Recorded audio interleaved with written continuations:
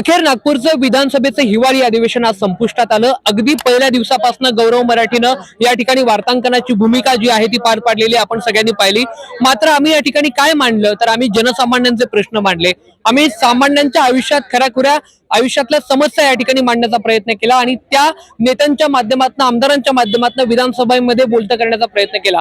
या अधिवेशनानं सामान्यांना काय दिलं याचा ज्या वेळेला आपण विचार करतो त्यावेळेला नागपूर अधिवेशनाच्या नागपूर करारानुसार हे अधिवेशन विदर्भाच्या प्रश्नांवरती होणं अपेक्षित आहे। मात्र तुलनेनं विदर्भाचे मूलभूत प्रश्न या अधिवेशनामध्ये दिसले नाहीत।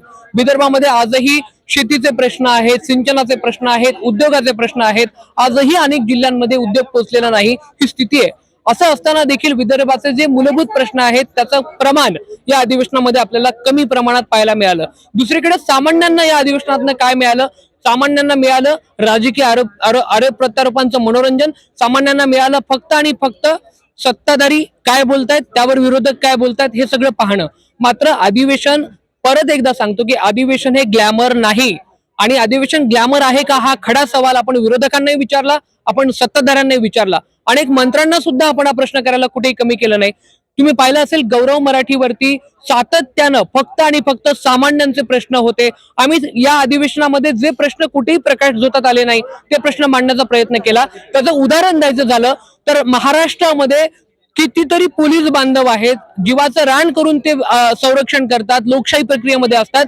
त्या पोलिसांच्या गृहनिर्माणासाठी डिजी लोन असतं, ते डिजी लोन अद्यापही त्यांच्यापर्यंत पोहोचलं नाही। हा प्रश्न कोणीही मांडला नाही, तो गौरव मराठीनं मांडला का? कारण आज जर आपण पाहिलं तर प्रत्येक क्षेत्राची स्वतंत्र युनियन आहे, मात्र पोलिसांना राज्यघटनेमध्ये युनियन करण्याचा अधिकार मिळालेला नाही। तो देखील माणूस आहे आणि त्या माणसाचे मूलभूत प्रश्न असतात ते देखील मांडण्याचं काम जर जबाबदार माध्यम म्हणून कोणी केलं असेल तर ते गौरव मराठीने केलंय। हे सांगताना आम्हाला निश्चितपणानं अभिमान वाटतो। या सगळ्या अधिवेशनामध्ये आपण जर पाहिलं तर सत्ताधारी आणि विरोधक फक्त एकमेकांवरती आरोप प्रत्यारोपांच्या फैरी दागण्यातच मशगूल असलेले पाहायला मिळाले। विरोधक कुठेही दिसले नाही, हे माझं ठाम मत आहे। आपण जर पाहिलं तर इतर मागच्या अधिवेशनाचा जर आपण आढावा घेतला तर विरोधक विधानसभेच्या पायऱ्यांवरती आंदोलन करताना दिसतात, विरोधक आवाज उठवताना दिसतात। याही अधिवेशनात अनेक प्रश्न होते, याही अधिवेशनात शेतकऱ्यांचे प्रश्न होते, शेतकऱ्यांची कर्जमाफी अद्याप झाली नाही, शेतकऱ्यांपर्यंत मदत पोहोचली नाही हे प्रश्न होते। हे सगळे प्रश्न असल्याच्या नंतर सुद्धा विरोधक थंड अवस्थेत होते, हा माझा थेट आरोप आहे। आणि सत्ताधारी सुद्धा त्यांच्यावरती आरोप करत होते। विरोधी पक्ष हा लोकशाही प्रक्रियेतला अत्यंत महत्वाचा भाग असतो, कारण विरोधी पक्ष जेव्हा सरकार चुकत असेल तेव्हा त्याला जागेवरती आणण्याचं काम जर कोणी करत असेल तर ते विरोधी पक्षाचं असतं। दुसरीकडे सत्ताधाऱ्यांनी काही वेगळं केलं का? अजिबात नाही केलंय। कारण आज सत्ताधारी आमदार जर आरोप करत असतील की आमचा आवाज सभागृहामध्ये दाबला जातोय तर हे गंभीर प्रकरण आहे। सदाभाऊ खोत हे शेतकरी चळवळीतलं एक नाव आहे, त्यांनी गौरव मराठीशी बोलताना असं सांगितलं की आमचा आवाज इथे दाबला जातोय। कोण बोलतोय? सत्ताधारी आमदार बोलतायत। यावरती सरकारला आत्मचिंतन करण्याची गरज आहे निश्चितपणानं। या अधिवेशनानं काय दिलं? या अधिवेशनानं फक्त आरोप प्रत्यारोप या पलीकडे फारसं काही दिलं नाही, पण काही मुद्दे निश्चितपणाने या अधिवेशनातले चांगले होते। सत्ताधारी आमदारांपैकी काही आमदार निश्चितपणाने चांगले होते, त्यातलं एक नाव मला निश्चितपणाने घ्यावं लागेल, ते म्हणजे सुधीर मुनगंटीवार। सुधीर मुनगंटीवार अगदी पहिल्या दिवसापासून तर अधिवेशनाच्या शेवटच्या दिवसांपर्यंत प्रत्येक सभागृहाच्या प्रत्येक सेशनमध्ये ऍक्टिव्ह मोडवरती असलेले पाहायला मिळाले आणि त्यांनी विरोधी पक्ष म्हणून जी भूमिका मांडली, म्हणजे ते सत्तेत असून सुद्धा सरकार जिथे चुकत असेल तिथे खडसावणं, ही जी भूमिका होती ती निश्चितपणे छान होती, त्याचं आम्ही अप्रिशिएशन करतो। आणि दुसरीकडे लोकशाहीचा चौथा आधारस्तंभ म्हणणाऱ्या माध्यमांचे कॅमेरे सुद्धा फारसे आंदोलनांवरती गेलेले नव्हते, फक्त त्या आरोप प्रत्यारोपावरती जास्त आपल्याला पाहायला मिळाले।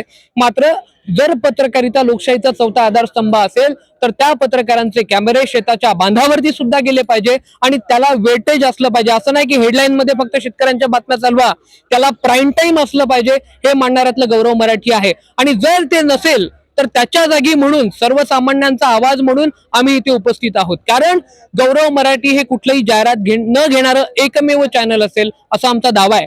आम्ही कोणाच्याही जाहिराती कोणाचे काही घेत नाही, कारण आमचा आवाज तुम्ही सगळे आहात आणि त्याचा प्रत्यय आम्हाला एकंदर या सगळ्या अधिवेशनामध्ये आला। कारण जेव्हा आम्ही या ठिकाणी आलो होतो तेव्हा गौरव मराठीला फक्त आणि फक्त 1650 सबस्क्रायबर होते आणि या 8 दिवसात ते 2000 क्रॉस झाले. यावरून गौरव मराठीचं जे काम आहे ते तुम्ही स्वतः त्याचं अनालिसिस जे आहे ते केलंय. म्हणून मला असं वाटतं की पत्रकारिता ही आज निश्चितपणानं सकारात्मक पद्धतीने अपेक्षित आहे. ती पत्रकारिता असली पाहिजे, कारण इथे अनेक प्रस्थापित माध्यमांचे कॅमेरे होते, अनेक ब्युरो आले होते, अनेक मुंबईचे पत्रकार आले होते, अनेक संपादक देखील आले होते. मात्र दाखवलं काय तर आरोप प्रत्यारोप, दाखवलं काय तर फक्त नेत्यांचा बडेजावपणा. पण त्या सगळ्या पलीकडं जनसामान्यांच्या मातीतले प्रश्न जे जनसामान्य रोजच्या आयुष्यामध्ये भिडसावतात. एक लक्षात ठेवा, राज्यकर्त्यांनी या ठिकाणी काम करत असताना तुमच्या आरोप प्रत्यारोपांचं हा नेता काय बोलला आणि त्याच्यावर दुसरा काय बोलला, साहेब त्या सगळ्यामुळं आमची चूल चालत नाही. आमची चूल जर चालत असेल तर त्यासाठी आमचे मूलभूत प्रश्न आमच्यातलं कोणीतरी येऊन मांडणं अपेक्षित आहे. ते जे प्रमाण आहे ते फार कमी प्रमाणात मला जाणवलं. महाराष्ट्राला एक ऐतिहासिक राजकीय परंपरा आहे, मूल्यधिष्ठित राजकीय परंपरा आहे. ती राजकारणाची परंपरा कुठेतरी त्याचा जो स्तर आहे तो खालावत चालला आहे का, हा देखील या निमित्तानं प्रश्न आहे. म्हणून गौरव मराठीने हे अधिवेशन कव्हर केलं आणि प्रत्येकाला म्हणजे सत्ताधारी देखील गौरव मराठीवरती चिडताना आपण पाहिले, विरोधक देखील आमच्यावरती चिडले. यावरून निष्पन्न होतं की गौरव मराठी कुठल्या एका बाजूचं चॅनल नाहीये, ते आहे फक्त आणि फक्त जनसामान्यांचं. म्हणून इथून पुढे सुद्धा गौरव मराठीची पत्रकारिता ही तुमच्यासाठी असणार आहे आणि म्हणून तुम्ही स्वतः या गौरव मराठीचा पार्ट आहे. इथं आमचे कोणी रिपोर्टर नाहीये, तुम्ही आमचे रिपोर्टर आहात. तुम्हाला जर असं वाटत असेल की हा प्रश्न माध्यमांमध्ये आला पाहिजे तर नक्की तुम्ही तो आमच्यापर्यंत पाठवा. तो आम्हाला योग्य वाटला, तुमच्या हिताचा वाटला तर तो सत्ताधारी असो, विरोधक असो, नेते असो, जिथे पोचवायचा असेल त्या यंत्रणेपर्यंत पोचून आम्ही तो मांडू. तेव्हा या अधिवेशनानं काय दिलं, नक्कीच काही चांगल्या गोष्टी दिल्या, पण त्या तुलनेनं सामान्यांच्या हिताचं जे अधिवेशन व्हायला पाहिजे ते तुलनेनं कमी दिसलं. सगळंच खराब होतं का तर अजिबात नाही. काही अनेक चांगल्या गोष्टी या ठिकाणी झाल्या, काही विधेयकं मांडली गेली, त्यातनं सामान्यांचं कल्याण होणार आहे.